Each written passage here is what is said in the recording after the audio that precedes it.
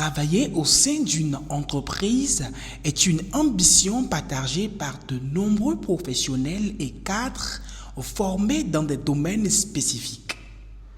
Cependant, la réalisation de cet objectif ne repose pas uniquement sur les compétences personnelles et techniques acquises.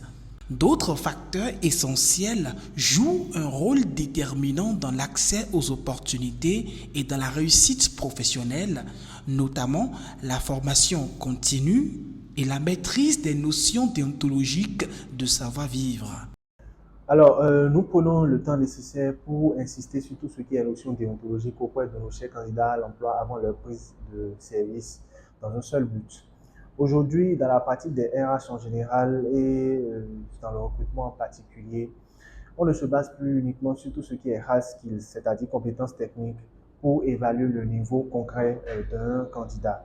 On prend en compte aussi ce que nous appelons les soft skills, c'est-à-dire les compétences personnelles. Un candidat peut cocher toutes les cases en termes de compétences techniques et ne pas avoir un bon niveau, une bonne capacité de travail en équipe, une bonne capacité de travail sous pression ou encore une bonne capacité d'adaptation à son environnement de travail.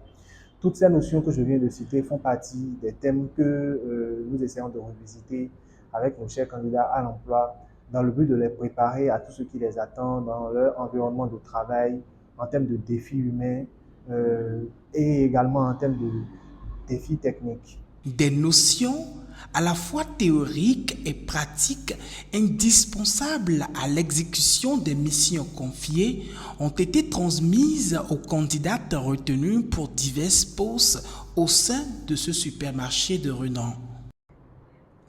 Alors aujourd'hui, nous avons reçu une cohorte de 5 profils différents que nous avons formés. C'est toujours dans le cadre du recrutement de certains profils pour un client qui nous a contactés, qui a demandé le service. Ces enseignements visent à renforcer les compétences techniques et comportementales, permettant ainsi à cette nouvelle équipe de femmes déterminées de s'adapter aux exigences et aux normes élevées de leurs environnements de travail. Alors, comme il est écrit, il est inséré dans notre procédure, nous formons tous les profils que nous déployons, que nous mettons à la disposition de nos clients. Et aujourd'hui, j'ai été très content d'avoir donné cette formation à ces profils-là qui ont été assez réceptifs. Cette formation, je l'ai appréciée. Tout d'abord, le cadre dans lequel cette formation a eu lieu, l'atmosphère et tout. Les formateurs aussi étaient compétents, je dirais, chacun dans leur domaine respectif. Donc, j'ai été satisfaite, je dirais. J'ai acquis beaucoup d'autres expériences sur ce que j'en avais déjà.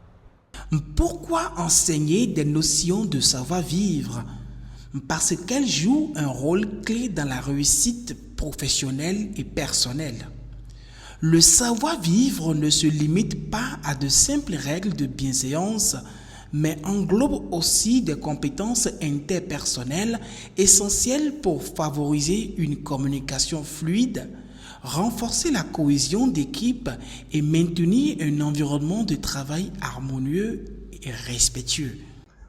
Alors, loin d'avoir la prétention d'aborder l'entièreté ou tout le contenu de ces thèmes-là sur une longue durée, nous prenons juste le temps, à travers des cas pratiques simples, des exercices pratiques simples, d'expliquer aux apprenants ce qu'il faut faire dans telle ou telle situation, dans tel ou tel environnement de travail pour pouvoir mieux s'en sortir et tirer efficacement son épingle du jeu. C'est de ça qu'il s'agit en fait. Et même si nous pensons déjà maîtriser ces bases, il est toujours agréable et bénéfique d'enrichir ces connaissances. D'autant plus lorsque ces enseignements viennent des personnes qualifiées et professionnelles, prêtes à partager des pratiques nouvelles et adaptées aux réalités actuelles. Alors, l'objectif de cette formation, c'est de renforcer la capacité des profils que nous proposons à nos clients pour que la qualité de la prestation à leur niveau soit maximisée et soit appréciée auprès de leur patron. Aujourd'hui, il faut dire que les profils que nous avons reçus sont des profils quand même moyens. Et l'avantage que ces profils ont, c'est que ces profils ont déjà un prérequis et ont un esprit ouvert pour apprendre. J'étais très content de les voir noter minutieusement tout ce qui se disait, de poser assez de questions, de revenir sur des choses pour mieux comprendre certains aspects dans un contexte précis. Chaque nouvel apprentissage, aussi petit qu'il soit, est une opportunité de croissance et de perfectionnement. Alors, une fois après la prise de fonction, nous assurons ce qu'on appelle communément une sorte de service après-vente qui consiste à suivre rigoureusement l'intégration du candidat à l'emploi. D'accord? Comment il s'adapte à son environnement de travail, comment il prend ses marques, quels sont ses premiers réflexes, quelles sont ses premières difficultés.